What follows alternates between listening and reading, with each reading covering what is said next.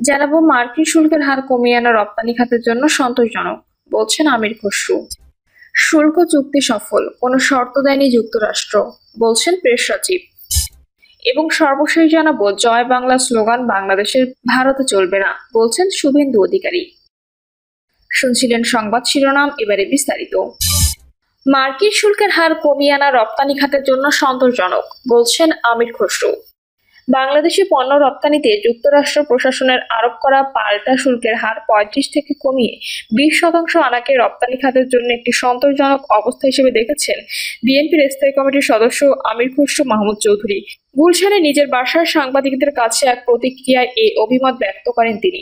আমির খসরু বলেন, এটা জয় পরাজয়ের কোনো বিষয় না। যে শুল্ক নির্ধারণ করা হয়েছে, প্রতিযোগিতায় আমরা তুলনামূলকভাবে একটা সন্তোষজনক অবস্থানে আছি। তিনি বলেন, আমরা 20%, পাকিস্তান 19%, ভিয়েতনাম 20%, ভারতে 25%। সেই ক্ষেত্রে আমি মনে করি সার্বিকভাবে ট্যারিফের ফিগারটা সন্তোষজনক প্রতিযোগিতার ক্ষেত্র। ট্যারিফ বিষয়ে আমাদের প্রতিযোগিতাদের সঙ্গে সেটা হয়েছে, ঠিকই আছে, এটা সন্তোষজনক।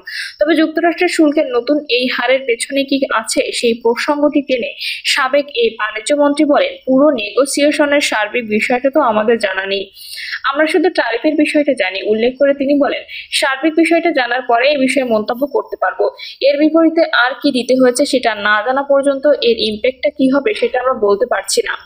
আমির খসরু বলেন, নেগোসিয়েশনের পেছনে যে বিষয়গুলো, এটা তো একটা প্যাকেজ, এখানে অনেকগুলো সিদ্ধান্ত হয়েছে। শুধুমাত্র ট্যারিফের কত পার্সেন্ট কমানো হলো সেটা সিদ্ধান্ত হয়নি। এই সিদ্ধান্তের পেছনে অনেক আলাপ আলোচনা, বিভিন্ন ক্ষেত্রে তাদের কি দাবি দেওয়া ছিল, এই বিষয়গুলো প্রকাশ হলে আমরা বুঝতে পারবো।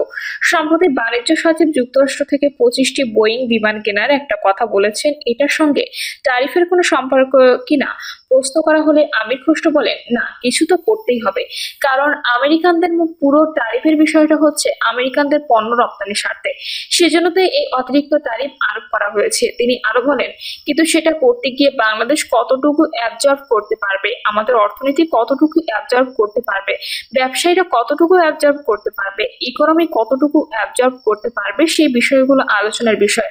আমরা বিস্তারিত জানলে সেটার উপর মন্তব্য করতে পারবো। আমি মনে করি অন্তর্বর্তীকালীন সরকারের পুরো বিষয়টা খোলাসা করা উচিত। আমির খসরু বলেন, বাণিজ্য শুধু আমেরিকার সঙ্গে নয়, অন্যান্য দেশের সঙ্গে আমাদের পণ্য রপ্তানি হয়। সেই জায়গাগুলো বিবেচনায় নিয়ে সম্মিলিতভাবে আমরা কোথায় দাঁড়াচ্ছি সেটা বুঝতে হবে, পর্যালোচনা করতে হবে। একই সঙ্গে রপ্তানিটা আমাদের আরো বেশি ডাইভার্সিফাই করতে হবে। বিদেশে ডাইভার্সিফাই করতে দেশের ডাইভার্সিফাই শুধু আমেরিকা নির্ভরশীল অর্থনীতি হতে পারে না। সেটাই হচ্ছে আমাদের আগামী দিনের চ্যালেঞ্জ। শুল্ক চুক্তি সফল, কোনো শর্ত দেয়নি যুক্তরাষ্ট্র, বলছেন প্রেস সচিব। প্রধান উপদেষ্টা প্রেস সচিব শফিকুল আলম জানিয়েছেন, যুক্তরাষ্ট্রের বাজারে বাংলাদেশি পণ্যে 20% বর্ধিত শুল্ক হার নির্ধারিত হওয়ায় স্বস্তি প্রকাশ করেছেন তিনি। শুক্রবার দেশের একটি প্রথম সারির গণমাধ্যমকে তিনি স্বস্তির বিষয়টি জানান। শফিকুল আলম বলেন, শুল্ক নিয়ে যুক্তরাষ্ট্রের সঙ্গে চুক্তি সফল হয়েছে। দেশটির বাজারে বাংলাদেশের প্রবৃদ্ধি ভালো।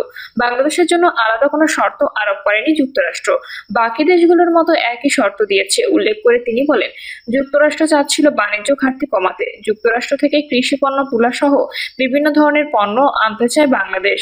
এতে করে রপ্তানি বৃদ্ধি পাবে বলে আশা প্রকাশ করেন শফিকুল আলম। বাংলাদেশের পণ্যে পারস্পরিক শুল্ক 35% থেকে কমিয়ে 20% নামিয়ে এনেছে যুক্তরাষ্ট্র। গত 8ই জুলাই প্রধান উপদেষ্টা ডক্টর মোহাম্মদ ইউনূসের কাছে চিঠি পাঠান মার্কিন প্রেসিডেন্ট ডোনাল্ড ট্রাম্প। ওই সময় তিনি জানান, 1 আগস্ট থেকে বাংলাদেশি পণ্যের নতুন করে আরো 35% শুল্ক আরোপ করা হবে। তবে আলাপ আলোচনার পর তিনি এই শুল্ক 20% নামিয়ে এনেছেন। জয় বাংলা স্লোগান বাংলাদেশের, ভারতে চলবে না, বলছেন শুভেন্দু অধিকারী।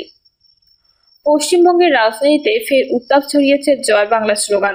রাজ্যের বিরোধী দল নেতা ও বিজেপি নেতা শুভেন্দু অধিকারী এই স্লোগানকে বাংলাদেশের বলে উল্লেখ করে সরাসরি তা প্রত্যাখ্যান করেছেন। বিধানসভার সামনে সংবাদ মাধ্যমের মুখোমুখি হয়ে তিনি বলেন, জয় বাংলা স্লোগান নয়, এটি বাংলাদেশের। বাংলাদেশের স্লোগান ভারতে চলবে না। গত কয়েক বছর ধরেই পশ্চিমবঙ্গের শাসক দল তৃণমূল কংগ্রেস রাজনৈতিক সভা, মিছিল, নির্বাচনী প্রচার সহ বিভিন্ন কর্মসূচিতে জয় বাংলা স্লোগান ব্যবহার করে আসছে। এই প্রেক্ষাপটে বিরোধী পক্ষে তীব্র আপত্তি নতুন নয়। তবে এবারের বিতর্কের সূত্রপাত হয় আরো সরাসরি এক সংঘাতে। যাত্রাপথে শুভেন্দু অধিকারী গাড়িবহরকে লক্ষ্য করে এক তৃণমূল কর্মী জয় বাংলা স্লোগান দেন। এতে ক্ষিপ্ত হয়ে শুভেন্দু ওই কর্মীর সঙ্গে বাকবিতণ্ডায় জড়িয়ে পড়েন ও তার রক্ষীদের নির্দেশ দেন তাকে সরিয়ে দিতে। এরপর সেই কর্মীর সামনে দাঁড়িয়ে শুভেন্দু বলেন, জয় শ্রীরাম। শুভেন্দুর মুখে জয় শ্রীরাম শুনে পাল্টা ওই তৃণমূল কর্মী ফের জয় বাংলা বলেন। জবাবে শুভেন্দু অধিকার বলেন, রোহিঙ্গা বলে কটাক্ষ করেন। পাল্টা প্রতিক্রিয়ায় ওই তৃণমূল কর্মী শেখ মইদুল বলেন, আপনি রোহিঙ্গা। এই ঘটনার পরপরই রাজ্যে রাজনৈতিক উত্তেজনা চরমে পৌঁছায়। একদিকে বিজেপি নেতাদের জয় শ্রীরাম, অন্যদিকে তৃণমূল কংগ্রেসের জয় বাংলা, এই দুই স্লোগান নিয়ে রাজনীতিতে ফের মেরুকরণ স্পষ্ট হয়ে উঠেছে। জয় বাংলা স্লোগানের বিরোধিতা করে শুভেন্দু অধিকারী বলেন, ভারত মাতা কি জয় বলতে হবে, আর যদি আপনি হিন্দু হন তবে জয় শ্রীরাম বলবেন, মুসলমানদের জয় শ্রীরাম বলার দরকার নেই। তিনি মুখ্যমন্ত্রী মমতা ব্যানার্জির বিরুদ্ধে হিন্দু বিরোধী মনোভাবের অভিযোগও তোলেন। শুভেন্দু বলেন, দীঘাতে একটি ধর্মীয় মিছিলের জন্য হাইকোর্টের পারমিশন নিতে হয়েছে। তিনি হিন্দু বিরোধী মুখ্যমন্ত্রী, হিন্দুদের উপর বাধা সৃষ্টি করেছেন মমতা। এ ঘটনার পর পশ্চিমবঙ্গের রাজনীতিতে ফের স্লোগান বনাম স্লোগান বিতর্ক উস্কে উঠেছে। রাজনৈতিক বিশ্লেষকরা বলছেন, বিধানসভা নির্বাচন যত এগিয়ে আসবে ততই এই ধরনের ধর্মীয় ও জাতীয়তাবাদী আবেগ ঘনিয়ে তুলবে চাইবে রাজনৈতিক দলগুলো। আল্লাহ বাণিজ্য উপদেষ্টাকে হায়াতে তাইয়েবা দান করুন। যুক্তরাষ্ট্রের সঙ্গে পাল্টা শুল্ক কমানোর আলোচনায় বাণিজ্য উপদেষ্টা শেখ বশিরউদ্দিন নিজের যোগ্যতা প্রমাণ করেছেন বলে মন্তব্য করেন অন্তর্বর্তী সরকারের বিদ্যুৎ, জ্বালানি ও খনিজ সম্পদ উপদেষ্টা মোহাম্মদ ফাউজুল কবির খান। তিনি বলেন, আল্লাহ বাণিজ্য উপদেষ্টা হায়াতে তাইয়েবা দান করুন, যাতে তিনি দেশকে সেবা করতে পারেন। শুক্রবার সামাজিক যোগাযোগ মাধ্যম ফেসবুক পোস্টে তিনি কথা বলেন। ইংরেজিতে লেখা তার পোস্টটির বাংলা অনুবাদ তুলে ধরা হলো। শেখ বশিরউদ্দিন আমাদের অসাধারণ বাণিজ্য উপদেষ্টা। আমি প্রধান উপদেষ্টার নির্দেশে শেখ বশিরউদ্দিন সহ কয়েকজনের সঙ্গে দেখা করার দায়িত্ব পাই সম্ভাব্য বাণিজ্য উপদেষ্টা পদে। ফোনে টাকা ধরি ভোলায়, তখন তিনি একটি ব্যবসায়িক সফরে ছিলেন। পরে আমরা দেখা করি বিদ্যুৎ, জ্বালানি ও খনিজ সম্পদ মন্ত্রণালয়ে আমার অফিসে। পূর্ব পরিচয় না থাকলেও আমরা 1 ঘন্টা খোলামেলা কথা বলি। আমার অফিস থেকে যে নাস্তা দেওয়া হয়েছিল তিনি বিনয়ের সঙ্গে সেটি নেননি। তবে আমি তার মধ্যে যে বিষয়গুলো সবচেয়ে বেশি পছন্দ করি তা হলো দেশপ্রেম, যুক্তিহীন কোনো কিছু সহ্য না করার দৃঢ় মনোভাব, আর অনেক তথ্য একসঙ্গে গুছিয়ে বিশ্লেষণ করার অসাধারণ দক্ষতা। আমি আমার এই অনুভূতিগুলো প্রধান উপদেষ্টাকে জানাই। আল্লাহর রহমতে দেশ ও জাতির জন্যই বলা যায় প্রধান উপদেষ্টা তাকে দায়িত্ব দেন, আর তিনিও তা গ্রহণ করেন। দেশের অভ্যন্তরীণ পণ্যমূল্য স্থিতিশীলতা বজায় রাখা থেকে শুরু করে যুক্তরাষ্ট্রের সঙ্গে সফল শুল্ক আলোচনায় তিনি নিজের যোগ্যতা প্রমাণ করেছেন, সমালোচকদের হতাশ করে। আল্লাহ তাকে হায়াতে তাইয়েবা দান করুন, যাতে তিনি দেশকে সেবা দিতে পারেন, হোক তা সরকার বা বেসরকারি খাতে। যুক্তরাষ্ট্রের বাজারে বাংলাদেশের রপ্তানি পণ্যের উপর শুল্ক হার 20% নেমে আসায় বৈশ্বিক বাণিজ্যে বাংলাদেশের প্রতিযোগিতার সক্ষমতা বাড়বে বলে মন্তব্য করেছেন বাণিজ্য উপদেষ্টা শেখ বশিরউদ্দিন।